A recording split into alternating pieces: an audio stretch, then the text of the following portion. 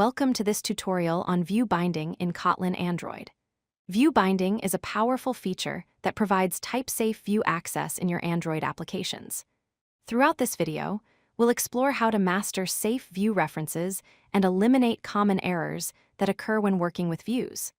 Let's dive in and learn how view binding can make your Android development more efficient and reliable. View binding is a feature that automatically generates binding classes for your XML layout files. It provides direct, type-safe access to views without needing to call findViewById. This means you can reference your views safely and efficiently. View binding offers 4 key benefits: null safety, which prevents null pointer exceptions; type safety, which eliminates ClassCastExceptions; compile time verification, which catches errors during compilation instead of runtime; and no runtime overhead, making it extremely performant. These advantages make view binding an essential tool for modern Android development. Let's compare the traditional findViewById method with view binding. The findViewById approach has several drawbacks. It lacks null safety, meaning you can encounter null pointer exceptions. It provides no type safety, leading to potential ClassCastExceptions. These issues result in runtime crashes that are difficult to debug. Additionally, it requires a lot of boilerplate code. In contrast, view binding is null safe and type safe. Errors are caught at compile time rather than runtime, preventing crashes before your app even runs. The code is also much cleaner and more maintainable. This comparison clearly shows why view binding is the superior choice. To start using view binding, you first need to enable it in your project. Open your build.gradle.kts file, specifically the module app file. Inside the Android block, add a build features section.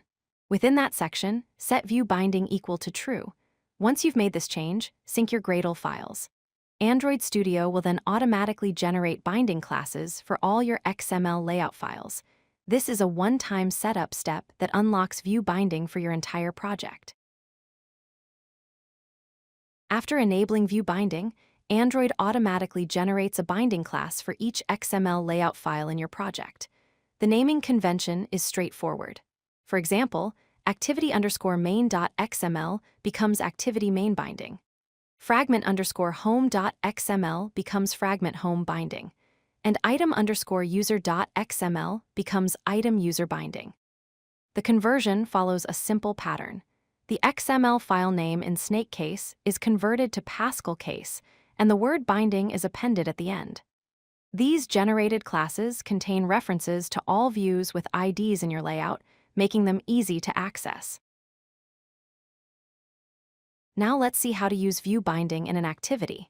First, declare a private late init var property called binding of type activity main binding. In the onCreate method, initialize the binding by calling activityMain_binding.inflate, passing the layout inflator. Then, set the content view using binding.root. The root property gives you the root view of your layout. Now you can access any view directly through the binding object. For example, binding.textView.text equals hello view binding. Notice how clean and type-safe this code is compared to using findViewById. There's no casting, no null checks, and it's completely safe.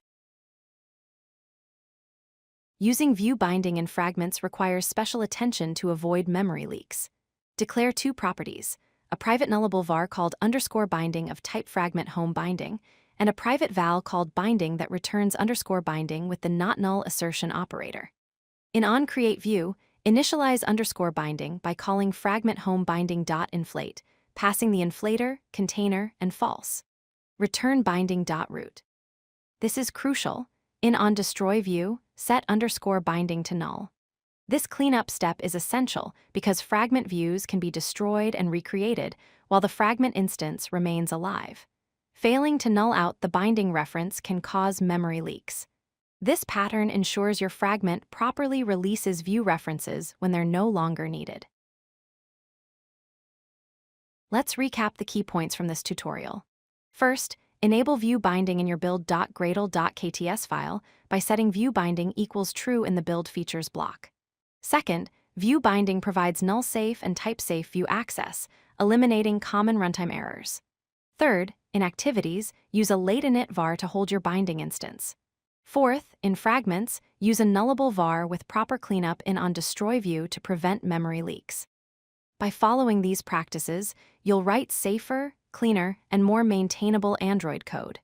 View binding is a simple yet powerful feature that every Android developer should master. Thank you for watching, and happy coding. If you like this video, hit that like button and don't forget to subscribe. Visit CodeLucky.com for more such useful content.